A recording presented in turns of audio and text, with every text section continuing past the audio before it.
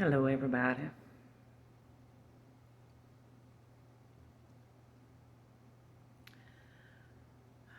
This week has forced me to have to look at some things that I really rather not look at. Healing journey is a funny journey. There are so many things that I've realized that I have to look at, whether it's comfortable or not. And I do that in certain areas and still find that in yet another area, I'm still struggling to do that.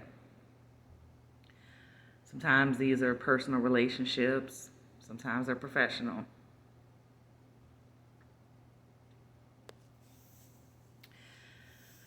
Part of my journey it's still including having to really know my own worth.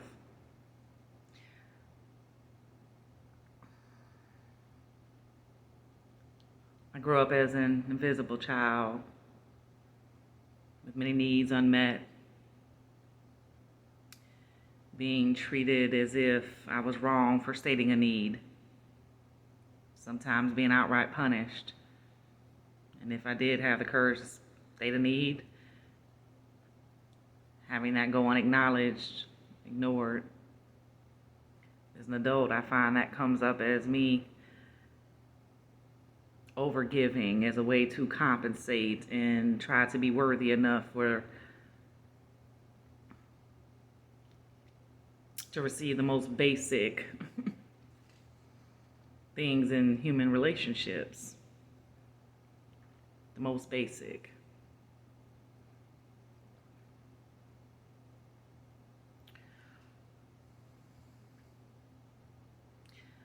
I was a gifted child, and I'm a gifted adult. I have multi-potentiality and the ability to learn quickly and to adapt and to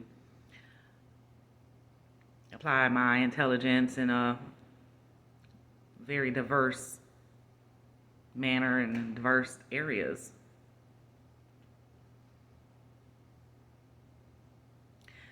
So often,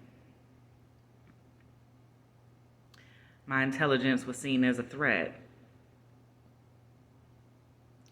I realized it made people feel some kind of way. And it's not because I'm arrogant. I'm aware that I have a certain type of intelligence. Doesn't mean I'm not ignorant. There's a great many areas in which I'm ignorant. I don't know everything. I'm not good at everything. I'm good at a lot of things. Even things I'm not interested in, I can be good at. But it doesn't mean I excel in every area. And I don't assume that because someone doesn't share the same type of intelligence that they're somehow less intelligent. But I realize so often that I've made people feel that way. Not that I've made them feel that way. I simply triggered something within them, some insecurity within them. And they see it as a threat. Even when I was going through my greatest hardship, time I thought I'd never face, I was often treated as if I was undeserving of help. People perceive me as being intelligent enough to get myself out of that situation, as if intelligence somehow keeps you from being overwhelmed. I would say it's the opposite. Sometimes it can make things be very overwhelming, especially being highly sensitive to other people's emotions and the energy of the environment I'm in. And compounding that, sometimes find myself in existential crises. I have to be mindful. But I was often treated as if I was somehow undeserving of the most basic help. This even happened in therapy.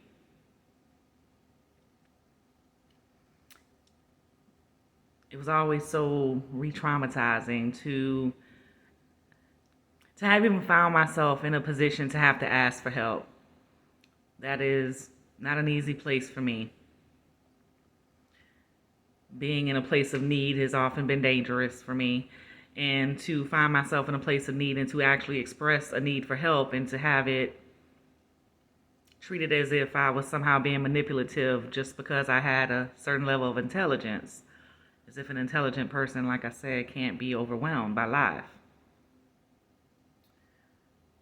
I found it deeply hurtful. In work situations, I give and give and give. I excel in most environments in which I find myself. I'm good at a lot of things. I remember being in a work situation that was very toxic work culture. I worked on a team of, the organization itself was toxic. The team I was on was especially toxic. Their toxic dynamics and behaviors, they were quite open about it, and it went unchecked because the larger organization was not so healthy. The leadership was not healthy. There was a lack of leadership within that so-called leadership team. So I'm in a meeting and they've called me in yet another meeting over some crap that they couldn't even articulate clearly. They were goading me to try to get a reaction out of me that would allow them to take punitive actions. And so it was a lot of talking in circles. It wasn't about any type of conflict resolution. They were simply trying to goad me into a reactive place. And they couldn't get me to, the one lady in particular, there was 3 people in supervisory positions. 3 out of 10 of the people on the team were in supervisory roles. They all had me in a room, and I was under attack. And the lady was unhappy that I would not engage in the way she wanted. And I told her I would not because it was unproductive. And she, what do you mean unproductive? So you're saying I'm unintelligent? I almost told her, well, now that you say it, you might be causing me to question your intelligence, because how does unproductive dynamics equate to me calling you unintelligent? People be draining. I had another gentleman, we got into a conflict. And out of his mouth came, so you don't think I'm intelligent, or you think you're more intelligent than me? And I said, well, I don't know you well enough to gauge your intelligence level. I wouldn't be in the relationship dynamic with you that I'm in. It was a professional one. I wouldn't be in that dynamic seeking knowledge from you if I somehow perceived you as unintelligent. But now that you mention it, you're making me question it, because you're questioning your own intelligence at this point. Like I said, this has happened so often in personal and professional relationships. I was in a relationship with a guy and I thought he was very intelligent, until I used a 5-letter word. It was like, I think I might have said vague. Maybe I used the word opaque. I just remember it being a 5-letter word and him saying, you're always trying to use big words. I was shocked. It wasn't until that moment that I realized that being in a relationship with me challenged his own feelings, his own insecurities about his own intelligence.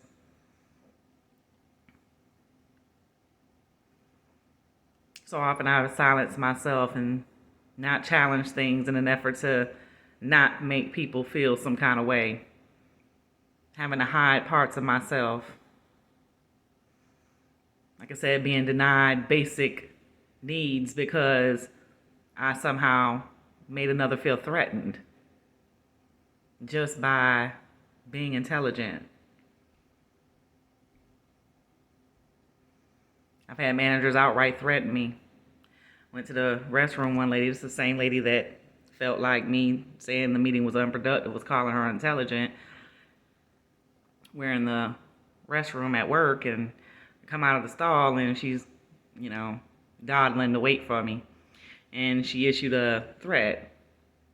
Starts going on and on about how you can't win against management. I was in no way trying to go to war with management. I could care less. I'm just trying to do my job and do it in peace. I can't help that you feel threatened by that. But because she felt threatened, they made my life hell. But she gets me in the bathroom, and like I said, she's issuing these little not so subtle threats. I had to look at her. I said, I'm going to tell you the same thing I've had to tell another manager in another organization. I said, these little games you play, I'm more than capable of playing these toxic games that you play. The toxic environments I grew up in made me more than capable of utilizing these same toxic tools that you're using. I said, now I want you to think carefully about whether you want me to feel like I'm in a position where I need to do that, because I promise you I will do it so much better than you. Is that really who you are asking me to become? I have no desire to be at war with you. I'm simply trying to do my job, and the fact that I do it well should be an asset, not a threat. But so often it is. Some dynamics, people just try to, because I'm an overgiver, they just try to take more and more without any acknowledgement or compensation for what they're asking for. If I am already giving 40% more than my counterparts, then to continue to try to get more from me, it's very hurtful because it's not fair. It ignores my needs in the situation, and it's how I end up burnt out, stressed out, overwhelmed, resentful. If you try to express that, you end up in a situation where people talking in circles. They ain't trying to understand or resolve that conflict or come out with anything workable. They result in manipulative tactics to continue to get you to give what hasn't been earned. It's not reciprocal. I find it so hurtful. I'm grateful that I've grown enough to recognize the level of manipulation that people hold. Sometimes I don't want to look at it. It's painful, it's hurtful to have to look at that. Sometimes I stand in denial, just pretend I don't see it, because to have to see it means I have to address it. I'm going to have to do something. And how often I haven't done that. It comes from that history of not being able to, and being a child in dynamics where I didn't feel like I had a position of power with people who were bigger than me, stronger than me, and could use very damaging behaviors and actions to control me. I go into adulthood and they have to apply very little pressure. I've been conditioned to tolerate the toxic, abusive dynamics. To look at that and have to acknowledge it in my personal and professional relationships is painful. Sometimes it means we have to leave. But in a job, like I said, I find it more and more difficult as I get older. It's my financial security. Not easy to just say I have to leave a job because it's toxic, because you're not valued there. So often I stay in those situations far longer than I should, and far longer than is good for me. Things I'm having to look at this week, to have to really look at, to understand my own value, my own worth, to own that, to take my power back. Like I said, it's not been a comfortable week for me. But these difficult things to look at have to be looked at. I have to remind myself of that again and again. When I do these videos and I'm saying it to you, these are all reminders to myself. But it's a beautiful weekend. It's not raining this weekend. The sun is out, so, it's quite hot, but I don't mind the heat because I'm so grateful for the sun. But I love you guys. Have a wonderful weekend. Thanks for listening.